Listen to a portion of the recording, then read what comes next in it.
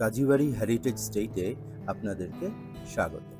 আমাদের এই হাভেলিটি 1820 সালের বহু পূর্বে পুরনো হাভেলিটি ভেঙে নতুনভাবে নির্মাণ করা হয়।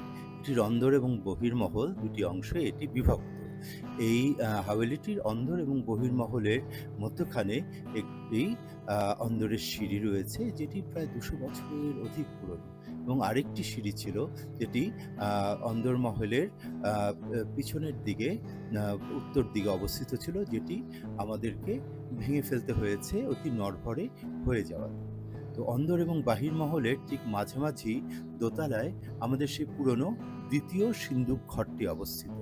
যেই সিন্দুক ঘরটি মধ্যে সে পুরনো 1870 সালের আহ, অস্ট্রিয়া থেকে নিয়ে আসা সেই পুরনো সিন্দুকটি স্থাপন করা হয় 1870 সালে।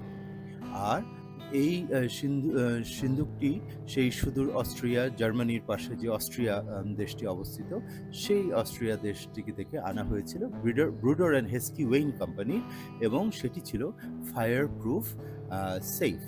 এবং এই সিন্দুক ঘরটিতে, এই একতলার সিন্দুক ঘরটি পার হয়ে সরু সিঁড়িটি দিয়ে উঠে এসে, অন্দরের সিঁড়িটি দিয়ে উঠে এসে এই সিন্দুক ঘরে প্রবেশ করতে হতো।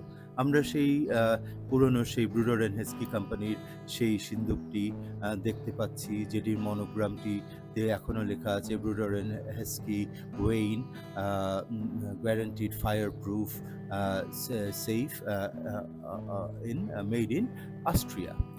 আর এই সিন্দুক ঘরটির থেকে নেমে নিচে দ্বিতীয় সিন্দুক ঘরটিতে প্রবেশ করা যায়। সেখান থেকে আমরা সিন্দুক ঘরটি, দ্বিতীয় সিন্দুক ঘরটির বাহিরে দিয়ে আবার অন্দরের রুম সমূহে প্রবেশ করা যায়।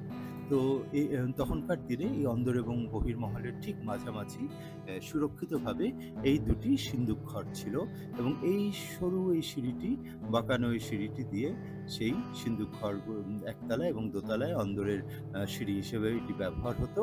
এবং এটি এখনও সেই সিঁড়িটি এখনও টিকে আছে। তো অনেকে ভিজিটররা আসেন, তারা দেখে যান, তারা পুরনো অনেক গল্প, ইতিহাস, ঐতিহ্য কাজী হাভেলির দেখে যান।